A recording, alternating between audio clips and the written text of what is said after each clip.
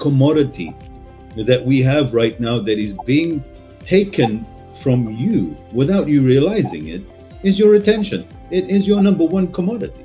This lady, Shoshana Zuboff, she wrote this book, and she's been researching this since the early 80s. So this is her third book. Basically, she's talking about how all this data, our attention is being, because obviously all those platforms, they want us for as long as possible on their platforms, and all the platforms are competing. Netflix competes with sleep. It's like our biggest competitor is sleep. This is where it is. So sleep, we need to be healthy, to be sane. Without sleep, we go insane. And then we have Netflix competing with sleep to survive on the marketplace. Wow, right? That's huge. Yeah, that's huge. And then we are not even, she says, we are not even product. You are not the product. We are a raw material. In the industrial era, the raw materials were in the ground, in nature. We were extracting materials from nature. Wow, that's intense. Okay, let's wait for it. So let's say in 100 years time, it took 3.5 billion years to build all the life in the oceans, let's say, right? All the fish species and natural environment it took us 100 years to destroy like 80% of it. Now we are running out. We're rapidly running out of natural resources. So who is the new resource in the age of information? She says the human being is the new resource. Whoa. So we are being hollowed out of our souls. We are being hollowed out of our consciousness. Our consciousness is raw material for what she calls instrumentarianism. The data about our behavior is the raw material, which then can be used and sold to other people who can then market to us and who can earn money through having predictive models of our behaviors. While the industrial capitalism was extracting resources from the environment, from natural world, now we are the last remainder of this natural world, and we are now being harvested for our consciousness is the raw resource for this machine that is actually taking over our purposes. Yeah. In English, we commonly say to pay attention. I pay attention to you. It implies that I'm getting something from you. So there's this kind of transaction going on. But then in Spanish, it's like you give attention. I think in Polish, it's often you say poświęcić, which is to devote attention. And we can also say devote attention in English, don't we? If we are mindful, that makes more sense. If you devote something, you don't expect anything in return. A very, very exciting topic here. That's really interesting. And this thing that you say about pay attention, it's almost like you're obliged to do that, because now you've got to give something of yourself, which you rather use somewhere else. So where would I like to pay? Pay my taxes, pay attention, pay the gardener. It becomes transactional, and it's been hiding right in the language. You're giving something of yourself, so now it becomes a charity rather than a tax almost. We like to believe that's a quick fix. You follow these 3 easy steps, you follow this 10 steps, and you read this book, and all of a sudden all your problems are solved. We don't have any choice. We've got to dig deeper. We can't be, it's like being in the middle of the forest and you're surrounded by things that you don't even understand and you don't even know. You've got to unpack and realize how you got there.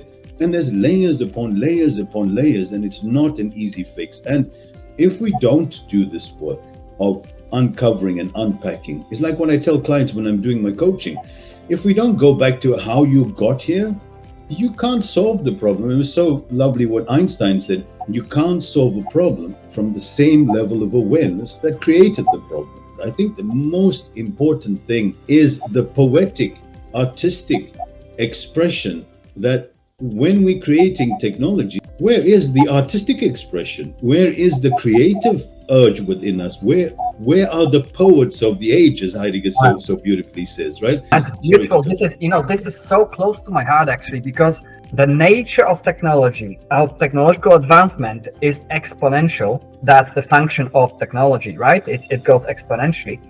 But the nature of our biological evolution is linear. speeding up through the industrial era, and now we are hitting the wall because we realize, shit, so we have emptied the world of that beauty, of that poetic quality, because everything has to be scientific, everything has to be in the language of techniques and science and engineering. So then where the space for the language of poetry and the language of metaphor and the language of art, and religion or whatever it may be, that isn't really directly translatable into numbers or profits, or it's being suppressed in a way, right? It has a lesser currency in a culture which is highly technological in the modern way, technological, not in the Greek way. Technology should be a tool that we use to enrich our lives. It shouldn't be something that outstrips our lives. And so what we're doing right now is what you so beautifully explained there, is that science and technology has lost its soul. There is no soul. And without the soul and without the substance within us, we are getting dry and empty. Now, welcome again to another exciting episode with myself and Adam Wodowski, where we unpack some fascinating concepts, and we are so thrilled by the great response that we are seeing on LinkedIn and on YouTube. And we're actually going to be making this into a podcast series as well because of the interest. So we've been unpacking the topic of language, how language can be used productively and how it can destroy us. And we're talking about issues that are related to our everyday life. But more importantly, we're diving deep into issues where a lot of people are skirting around the surface. We're getting very deep, and you can only get deep when you've got enough of background and knowledge. And I think myself and Adam have been researching these topics. And I was just telling Adam just before we got on the call, is how we dive deep and we investigate thoroughly. We're not the type of people that skirt around the edges. We like to unpack and dig in, and I think that's why myself and Adam get along so well, because we really like to get deep into issues, because ultimately we want to get to the core. So Adam, welcome back again, and thank you for joining me again. It's a pleasure as always. I look forward to what we will come up in this one. And yes, I think this desire to actually dive deep into ideas and dive deep into practices, it's something that might make us feel very isolated sometimes, but then when we meet another kind of kindred soul, it's really liberating, isn't it? And you can really thrive when you explore these things. But I think what I found in my experience, since I started marketing myself and trying to sell my ideas and make money from what I know and can do, is that again, our culture is kind of used to being presented things as easy, 3 easy steps, get this done, everyone offers this, and it's like, it's really not like that. We live in a very complex world, and increasingly complex, and we cannot really afford to fool ourselves into thinking things can be simply fixed or outsourced and someone else would do it for us. We really have to get into the grit of things and on the granular level, and be ready to also sacrifice short-term for the long-term gain. I think that's what it's all about, isn't it? Often we think, people are not willing to engage with something that's difficult, but we kind of don't have a choice now. We're in a kind of many crises interlocking, and communities being fractured and so on, and teams and companies. So with this communication business, it's similar. We have to really look all the way down to the basis of human identity, who we are, what we care about, what our values are, how reactive or non-reactive we are, how we can manage our own emotions and all of that. And then we can, when we've done all of that deep work, we can actually go out there and communicate. I think that's been tough to communicate itself as a marketing message, I find, for myself. That's from my side. Yeah, Adam, just to recap what you said there, which is so important, is that we we like to believe there's a quick fix. You follow these 3 easy steps, you follow this 10 steps, and you read this book, and all of a sudden, all your problems are solved. And I think that's the great delusion, even though it's on the one level, it comforts us, but there's a price to pay, is exactly what you just said now, is that we don't have any choice. We've got to dig deeper. We can't be, it's like being in the middle of the forest and you're surrounded by things that you don't even understand and you don't even know. You've got to unpack and realize how you got there. And there's layers upon layers upon layers, and it's not an easy fix. And if we don't do this work of uncovering and unpacking, it's like what I tell clients when I'm doing my coaching.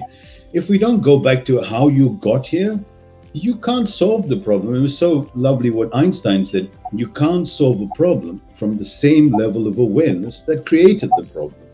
So you can't now have a quick fix and a quick patch where you want to, just a band-aid solution. And I think we are in a cultural crisis in many ways, in a communication crisis, and we have to go beyond the band-aid fix. So I'm so glad to be having this conversation. So Adam, what is it about communication, about language? First of all, let's talk about, is language a technology? Well, certainly for me, I think what we are used to,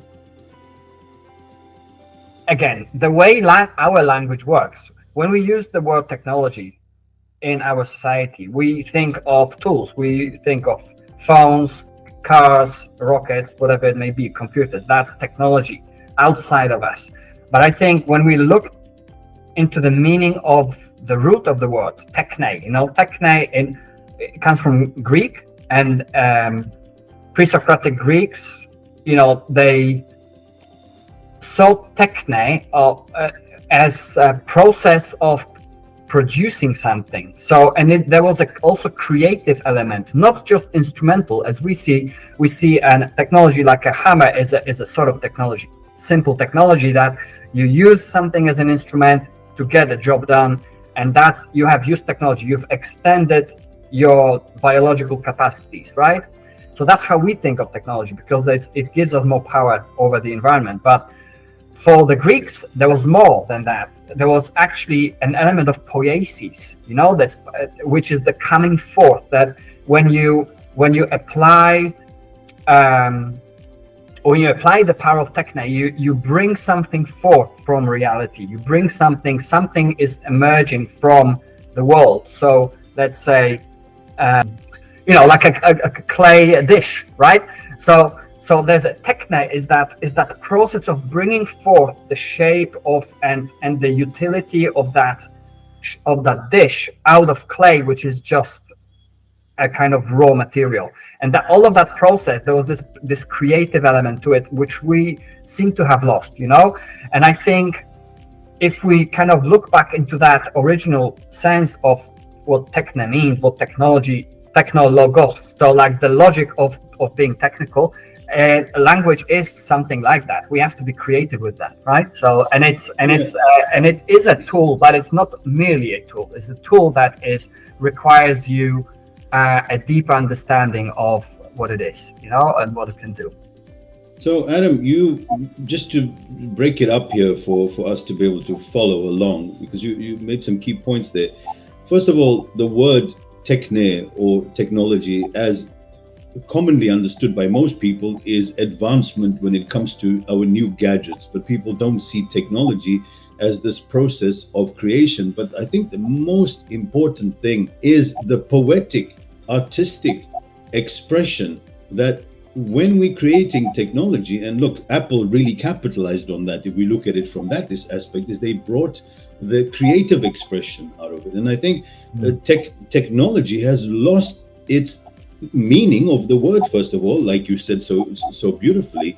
But secondly, where is the artistic expression? Where is the creative urge within us? Where are the poets of the age, as Heidegger so beautifully says, right? Because the poetic expression is what's going to free us. Otherwise, technology becomes this dry, mundane thing which empties our lives, and there's no creative expression. So Adam, before you go on to the next topic, talk to me more about that, because that really appealed to me when I read this in Heidegger, and they said, what was the thing about the poets will be the line, his article or his what are poets for? Are you talking about? Yes. The poets, is this what are poets for in how does the line go? I don't remember exactly, but if I remember right, the main point was that in this age of hyper technologization of our lives, and everything becomes this instrumentality, everything is just means to ends. The poetic kind of relationality to the world becomes this safe space, as it were, for this transcendence, for this being in the world, which is not merely technical. Sorry to interrupt you there, but it's so beautiful because Heidegger says, "What are poets for in destitute times?" It's so appropriate right now. Right. So please carry on, because that is vital to understand the link between creativity, poetry, and technological expression, or technology, or techne. This is really important. So that's beautiful. This is so close to my heart, actually, because I've done a lot of work back at university, really, with these ideas and those thinkers. Because yes, we have divorced one from the other. We have this kind of pure operationality, means to end, chasing goals, chasing our own tail most of the time, and where bureaucracy and administration and all of these kind of petty activities overwhelm that which actually drives us and makes us self-transcend. Coming from education industry, it's I've seen my colleagues, excellent people, like really passionate about what they do, and then losing the faith because there's more, like you become like a byproduct of these technologies of managing stuff, basically, right? So the management and technology, hyper technologizing things, what Jürgen Habermas calls it, when the systems world colonizes life world. So we have developed the tools to make our life easier, because as life grows more complex, you need better systems to manage it. But then as it becomes even more complex, we need even more complex management systems. And in the end, the system becomes top heavy. And this is how civilizations collapse, in fact, because they become hyper bureaucratized and they just cannot, there's too much friction and they can't sustain themselves. So this is, I believe, what's happening now as well. Going back to language as technology and the loss of creativity, I think because the nature of technology, of technological advancement, is exponential. That's the function of technology, right? It goes exponentially. But the nature of our biological evolution is linear. I think we have crossed the moment where, like, we had these kind of organic ideas, let's say back ancient Greece, something like that. Maybe like just before the modern era, where you had these more, technology wasn't yet so powerful, so we could live with technology of the time and still have some kind of more organic understanding of applying it. So the nature, for example, for the Greek, the nature wasn't exploited. According to Heidegger, he says they still have advanced technology for their own context, for the context of their society. It was advanced enough. They lived well. They had, they weren't as advanced in many ways as we are, but it worked for them. But then as our tools started to become more and more powerful, they started, in a way, this instrumentality, because you can do more with that, but it doesn't support the development of wisdom in a way, in the same way as, because it kind of speeds up the whole the process of civilization, doesn't it? Because you have better tools, so you need to do more tools. So the more tools there are, the more people, if anyone doesn't use the new tools, they get outcompeted by those who do use them. And then, we saw that kind of really speeding up through the industrial era. And now we are hitting the wall, because we realize, shit, so we have emptied the world of that beauty, of that poetic quality, because everything has to be scientific, everything has to be in the language of techniques and science and engineering. So then where the space for the language of poetry and the language of metaphor and the language of art, and religion or whatever it may be, that isn't really directly translatable into numbers or profits, or, it's being suppressed in a way, right? It has a lesser currency in a culture which is highly technological in the modern way, technological, not in the Greek way. So I think that's how I see this transformation. And it's the tricky thing about that is very difficult to notice it unless we actually survey history back to its origins and words back to its origins, and then we can actually have a conversation about it. Yeah, Adam, I think that you hit on a point that's very, very, very important, and it's something that's very dear to my soul, and I'm so glad that we're having this conversation. So just to take a pause there before we get too far is just to allow the listeners to soak this up for a second in what you're saying, because I think it's profound, and it's not just our views, it's the views of so many thinkers, philosophers, and people that have really investigated. So I just want people to take a pause for a second and realize that technology should be a tool that we use to enrich our lives. It shouldn't be something that outstrips our lives. And so what we're doing right now is what you so beautifully explained there, is that science and technology has lost its soul. There is no soul. And without the soul, and without the substance within us, we are getting dry and empty. Now, here's a very important point that I read about in a psychology journal about the unhappiness in the workplace. Because humans are born for creativity. Humans are born for the creative expression about life, whatever that is. So when you're working and you're sitting in your office, even as a leader or as an employee, you're sitting there 8 hours a day, simply churning out the usual technological stuff, following the usual processes. You're dying inside. So the unhappiness element is going to grow and grow in our workplaces until we don't realize that technology and work has to be embodied with soul, with creativity, with poetry. And if you look at any creative expression, from the Japanese arts to traditional arts to anything, there was the soul of it was embodied in it. And I think that's what I just want to pause there before we move forward, because it's so vital to understand that our emptiness grows because we are not creating, and without creativity we are not expressing life, because creation is what we're partaking in. And we are part of creation, and we are to emulate the divine, is that we are creating. And when we remove that element, we feel stuck. And of course, this is going to happen. And so that is a very important point to understand before you continue. So thank you for highlighting that. Amazing. Thank you. Yeah, yeah, you unpacked it very well. And thank you for unpacking it, because I tend to go fast forward. But yes, I think what I see the problem is, like, when we say something, again, looking into the language you and I are using now, when you say we are meant to create because it's part of our nature to be creative, to transcend, to self-transcend, to go beyond what we know today, to achieve something more tomorrow and be happy with something genuinely creative. And obviously, you see, the industrial era,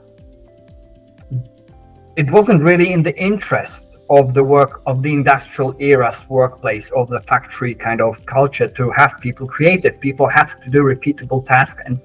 And we've had 100 years of people's behavior and understanding of what life is, conditioned, trained by those ways of thinking. And now, we are starting to realize what you have just said. We are very unhappy. We have this mental health crisis escalating, and what's going on? Everything's good. We have policies, we have this, we have all the officers in place, but then something's missing. The soul of your work, the purpose. I think that there are studies showing that people would rather do less paid but meaningful job. Although those people are more happy than those who get paid a lot, but they just don't find any meaning, that intrinsic meaning, right? A meaning that is important for them regardless of anything else. So Adam, the most important issue that we need to address right now is that we've understood technology in one aspect. Now, we are in the age of communication is such a big element right now. And, Alfred Adler, the great psychoanalyst, said that all human problems stem from interpersonal relationship problems. And if we don't master communication, then we're going to be suffering tremendously now, because the whole point of life is to be able to adequately communicate and effectively build cultures, build societies, build families, build structures, build communities. And without this element of coming together and aligning, we're not going to get anywhere. And that all these terms have been very generalized and almost hijacked and put into some type of schema that you follow this pattern and then you've mastered communication. It's not so simple. So we spoke about language, and but what is the technology of language? How do we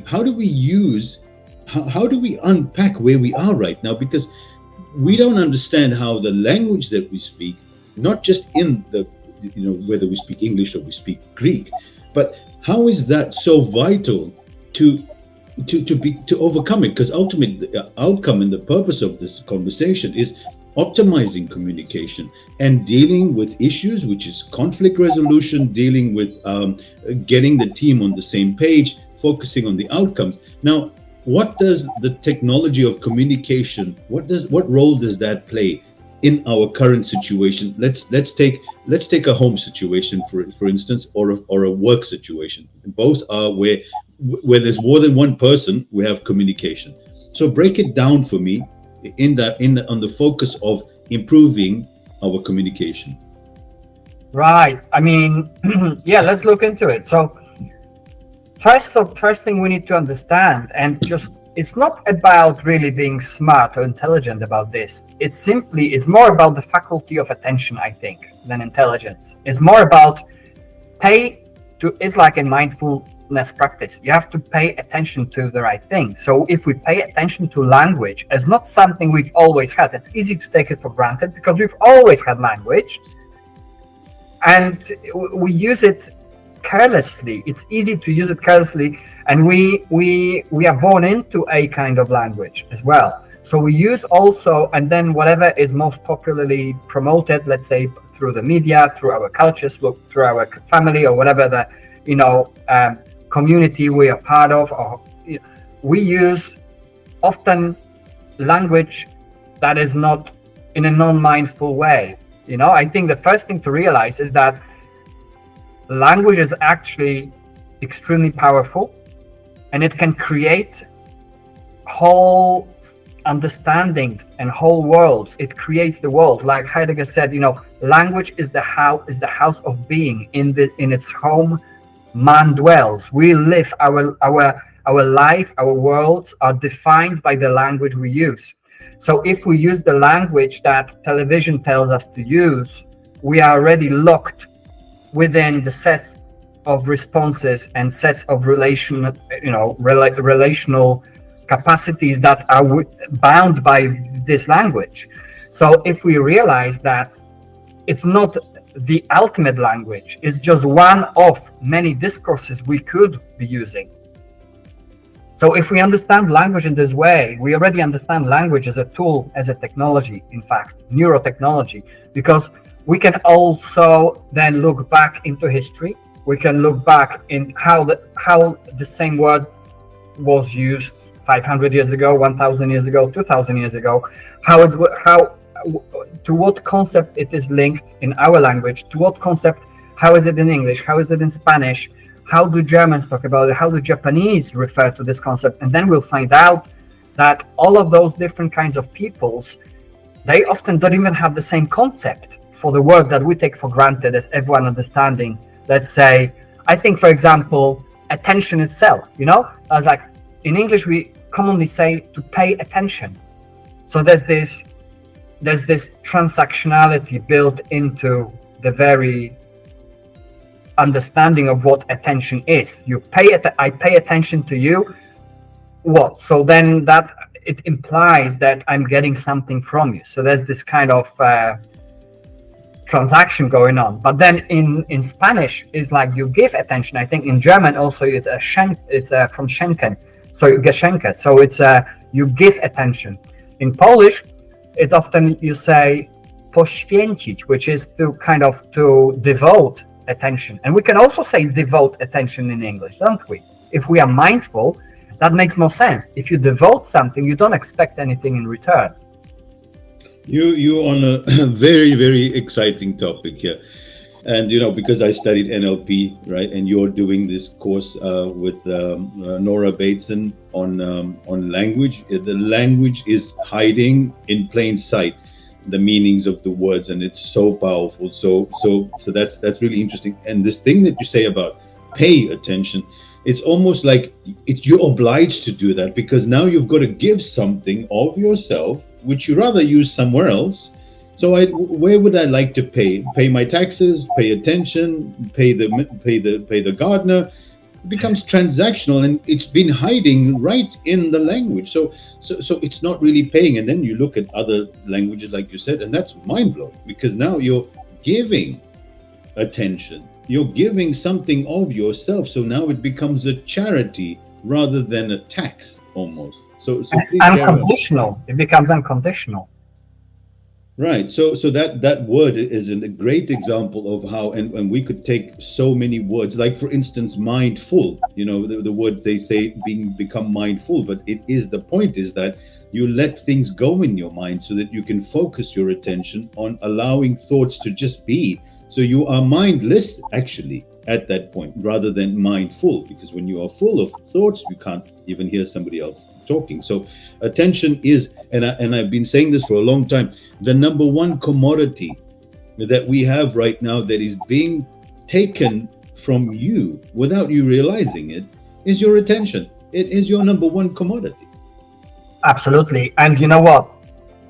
Very nicely tight. It fits tightly with the idea of wisdom. So what we learned from Dr. John Vervaeke from the University of Toronto, a cognitive scientist, he has been looking into the cognitivist account of wisdom. And not only him, that's a few more people by now.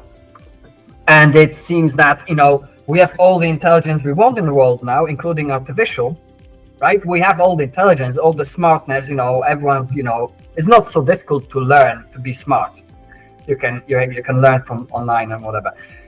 But without what he calls the right optimization of relevance realization, what is relevant and what is not, what we should pay attention to and what we should not, what is worth paying attention to, when that system, that executive control of your attention system, if that is not working well, there's no way of developing wisdom. So our wisdom is being hijacked with our attention, like you say, because everyone competes for our attention, our friends, politicians, social media platforms, advertisers, everyone. And because we have so many channels of information reaching us, everyone digs lower and lower into our brainstem. That's what the Tristan Harris's work, from the Center of Humane Technology, that's what he started talking about already in 2018, I think, is basically, so we have these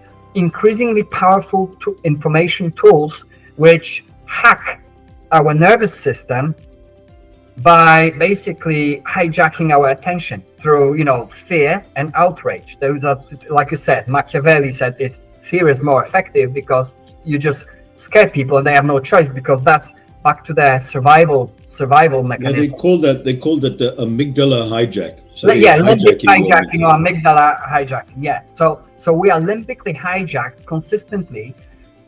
And what does it mean? It means that we have to work on, we need a workout for our attention. As the technologies become increasingly powerful and the methods are being more and more powerful, we have to put proportionate amount of work, like a gym, for our attention and our sustained attention and our whole attention to see the whole thing. Because otherwise we will be, like you said in one of your posts a couple of weeks ago, what are you gonna be? You'll be thrown from one side to the other, like the new hype, new technological hype, AI, metaverse, whatever. And I know from my colleagues, because I work with technologists, and I know that many people just follow whatever the new thing is, and then what are you gonna be? You're just gonna be a tool used by those emergent technologies for their purpose, but they have no purpose. They just have blind operationality going on. But we need the purpose as humans to actually, live meaningful lives. So, yeah, just to pause you there, that's again very, very, very powerful, Adam. You've come up with so many gems here, but that attention is what we have as a way of developing what you just mentioned now, wisdom. Right. And to be able to, when you talk about wisdom, is the practical application in contextualizing it in our life. Because otherwise you're being bombarded with information, and the normal response is, I don't want to miss out on that. That's a nice little new buzzword or nice new information. Maybe there's something interesting there, because your brain is just trying to improve, but it's being hijacked. You're not getting behind all of this is that every time your attention is being pulled from one side to the other, you think you're developing, you think you're growing, but what's actually happening is nothing's getting through, and you don't have any tools that you're developing that can be useful to you. So you become like a sponge on the very surface level, and that's the price you pay for you paying your attention, is you getting nothing back. And people that are getting your attention, what are they doing? You are the product, because the information is free. All this information is free. It's even worse than that, because I'm reading this fascinating book, by the way. I think everyone who wants to have an opinion on what technology is about and what the AI thing. Let me bring it in. Sorry, this lady, Shoshana Zuboff, she wrote this book, and she's been researching this since the early 80s. So this is her third book. It came out in 2019, just before COVID. It's interesting now to read it and see how it changed. So basically, she's talking about how all this data that our attention is being, because obviously all those platforms, they want us for as long as possible on their platforms, and all the platforms are competing. Netflix competes with sleep. It's like our biggest competitor is sleep. This is where it is. So sleep, we need to be healthy, to be sane. Without sleep, we go insane. And then we have Netflix competing with sleep to survive on the marketplace. Wow. Right? That's huge. Yeah. That's huge. And then you have all the others. Then you have all the Instagrams and Facebook and whatever. But that's, again, we're still talking about the previous technological epoch. We're talking about curation AI. Now we have creation AI. I think that's another new talk, another separate talk.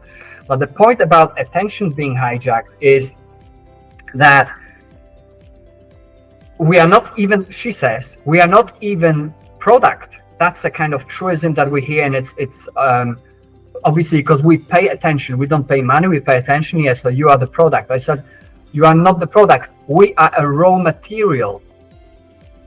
In the industrial era, the raw materials were in the ground, in nature. We were extracting materials from nature. Wow, that's intense. Okay, let's wait for it. So let's say in 100 years' time, it took 3.5 billion years to build all the life in the oceans, let's say, right? All the fish species and natural environment it took us 100 years to destroy like 80% of it.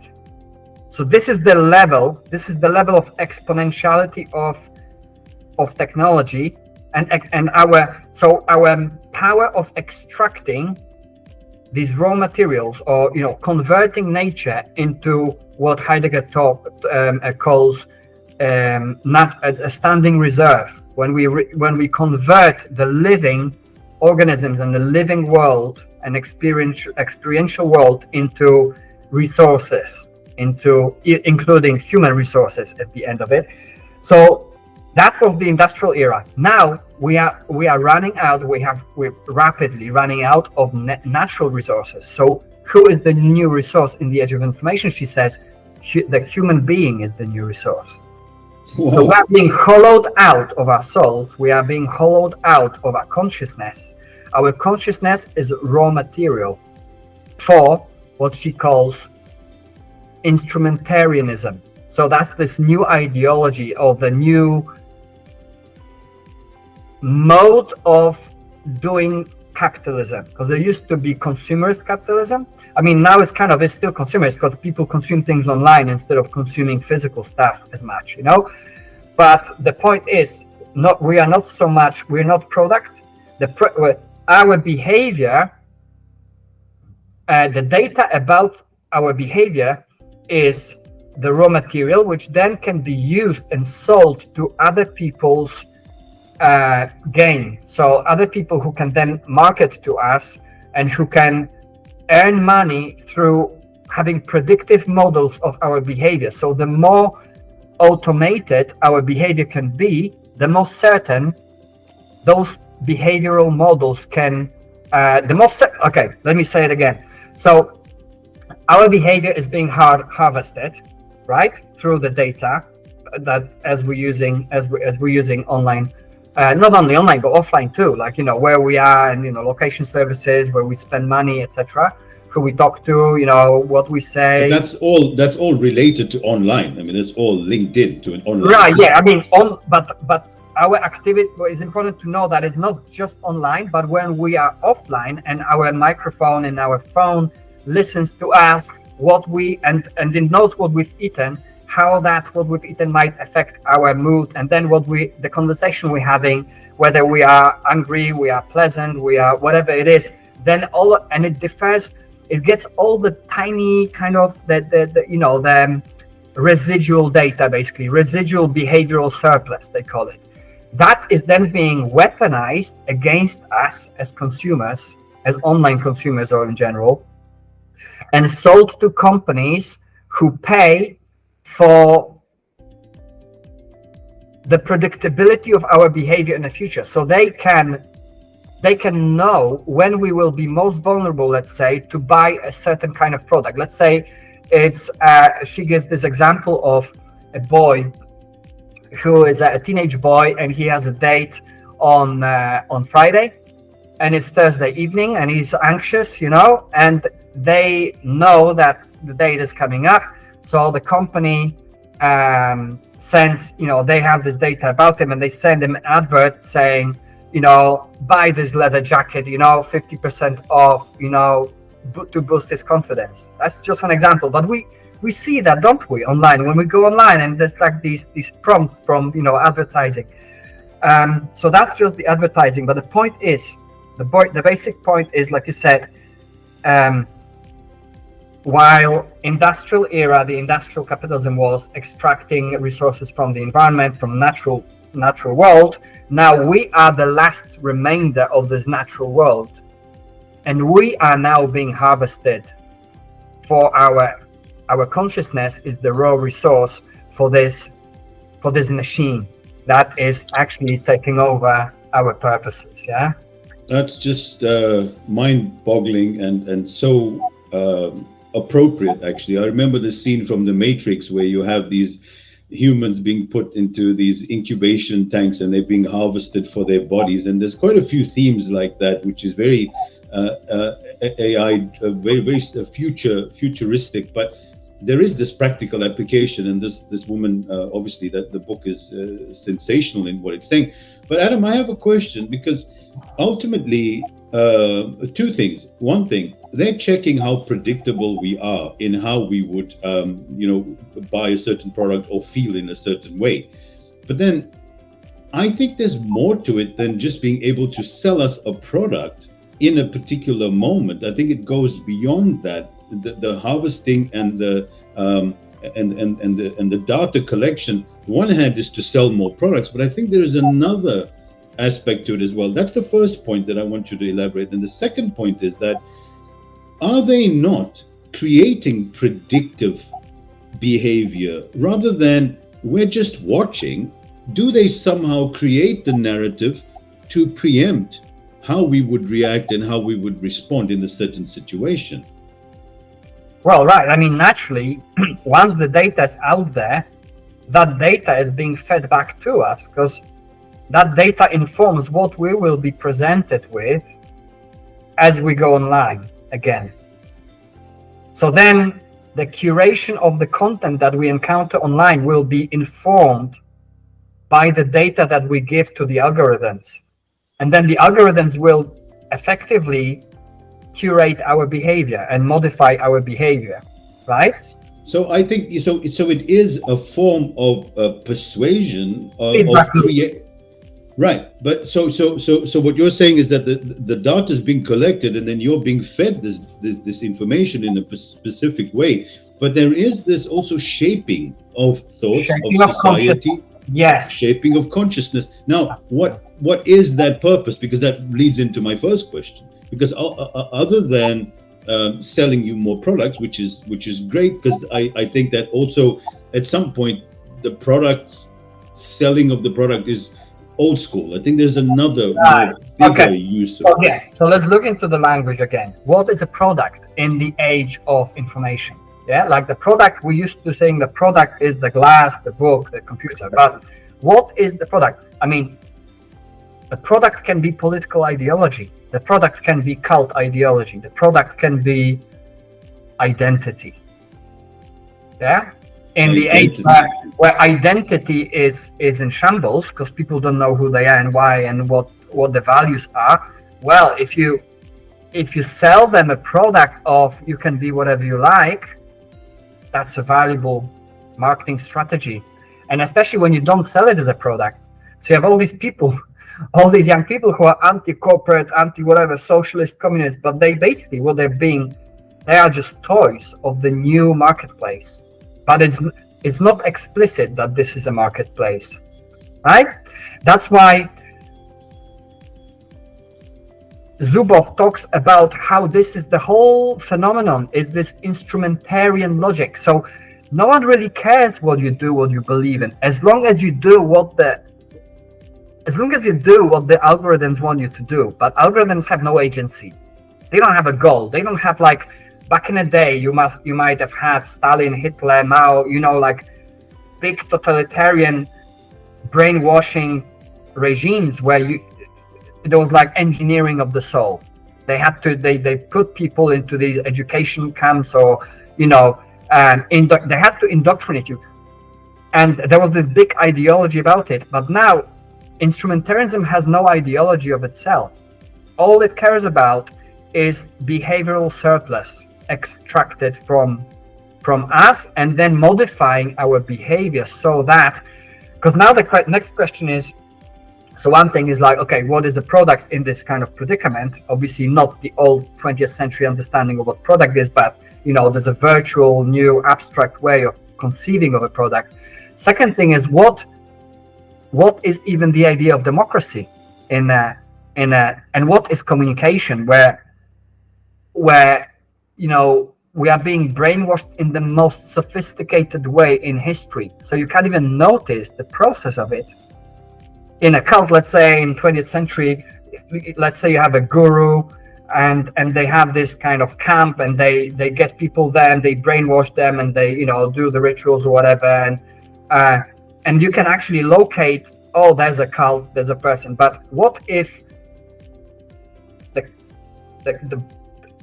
the indoctrination kind of, there's no agency behind it? It's basically it puts everyone in this tunnel vision of what is being curated by those sets of algorithms, and then people live their individualistic realities polarized from different tribes and desperate to stay safe within their own tribe, and then that leads to them not being able to communicate, because the terms in which they define the world are defined by the language and communication and information that they receive from that little echo chamber, right? So this is the point here about the word freedom, because I love what you said there, and it's really worth listening to very carefully because there was some great wisdom shared there. We talk about freedom, and we talk about the modern day society saying, all we want is freedom. We are free. And this is what we're not associated with any religion, any cult, any science, or any belief system. We are just free people. But are we really free? That's the whole thing. Is like the entire system algorithm is saying, look, watch this video to learn how to become free. You can get more money, you can get more success, because ultimately we've been told the whole point. Like I was with a group of guys and I said to them, I have a question for you. What do you ultimately want? I want to be free. And so then I said, okay, you want to be free. How do you want to become free? Make a lot of money, make sure everybody's taken care of so I can do whatever I want. Why do you want to be free to do whatever you want is the other question that I'd like to get. So, but on the other hand, we have this thing of everybody is being told that we live in a free society. This is the identity you talk about, is that my identity is I'm a free person and I get to choose whatever I do, to do whatever I want, with whoever I want, as I want to. And that's the ultimate realm of achievement, and that's what we're being sold. But is that ultimately what we want as human beings? Why are we being told that freedom is the ultimate? Is it freedom though? Or what is this, the freedom thing? Yeah, you see, I think it goes back to our binary thinking, isn't it? Because people want total freedom with no responsibility. I think a lot of people seem to want that. I just automate my income, do passive income, and I just go and travel the world, and there's no responsibility, like it seems that in order to have the more freedom. Yeah, but why should we have responsibility? Adam, responsibility is boring. Why should you have responsibility? Well, exactly. But isn't responsibility the currency of enabling our freedom, right? Because if we want to be free, we have to have enough self-restraint to enable that freedom. Let's say you have a choice of being an employee on a payroll, then you don't have the freedom to do what you want because you have to do what your manager tells you to do, right? There's less freedom. But so what? So you want to be free as an entrepreneur. Okay, you can be an entrepreneur, but then that means what? So you're free from your manager, you're free from your director, you're free from the company. But then what? But then you have to be your own manager, you have to be your own director, you have to be HR, you have to be everything, marketing manager, you're not free from those responsibilities suddenly. Then you realize that when you are at work, when you're employed, you're actually paying people for doing the job that otherwise you would have to do anyway. And a lot of those jobs, in order for that to work, all of those people need just like great communication skills. So technology won't do all of those jobs for you in the same way. They also need conformity. Sorry to interrupt you, but you need conformity. You can't have independent thinking or free thinking as much as they'd like to promote that. You need conformity. You need authoritarian systems.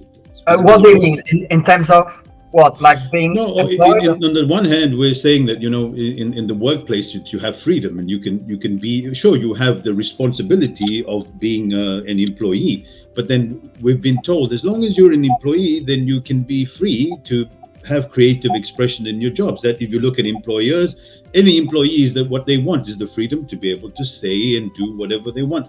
But this is another farce, because it's not open freedom to express yourself and to show me whatever it is that you want to express. It's a little bit of a side topic, but I just wanted to highlight that of course it requires great conformity as well. It's not real expression of freedom. Exactly, and then it's a matter of weighing up what is most important for you. So obviously you can do whatever. Let's say you have most perfect situation as an employee and you actually can do a lot and you have a lot of sovereignty, and I'm lucky to have been involved with companies who offered that to me, so it's amazing, but then there's still a limit. You can't have the freedom that goes against the interest of the company that you're working with, right? Or so that's the limit. And if let's say what is good for the company goes against your fundamental values, your core values as an individual, then you have a problem, because what are you going to do? How are you going to reconcile that? So yeah, just to add on to a story there, that these big companies like Google and some of these very enterprising, free thinking, we want our people to do whatever they want. Yeah. They sent their top executives on these iboga trips, into the rainforest and Amazon rainforest, and they had these amazing things, hoping, the employers sending and spending a large fortunes of money, hoping that this creativity will now come back to them and help them. And these people came back and said, we realized we don't want to work for a boss. We can do this all ourselves. Thanks very much. Ayahuasca now, we're okay. Exactly. So they canceled all the retreats, and now what they make them do is to go do, let's sit in a circle and sing Kumbaya, right? But make sure you don't talk about anything. So it's, other words, be creative, think whatever you want, but make sure you don't push them too far. And that's why keep the blinkers on. So when I have these events and these creative things, a lot of people, companies go, no, we're not really interested. We'd rather go and spend $100,000 flying our entire executive team to some place where they walk on fire, and then they fill out the staff form of how good the event was. And you see this bullshit being funneled over. They're not bringing people to creative places. They're keeping them trapped in. So to me, it's a large sense of hypocrisy. Yes. I mean, and I think people are just getting really tired of the hypocrisy of all kinds now. We're entering this age where really the truth is the ultimate currency. I think they're all like authenticness, in however you want to define it. But yes, that's it. The authenticness is so big. Sorry again to interrupt you, because in the age of AI, everything is so regurgitated. I mean, ChatGPT will give you everything.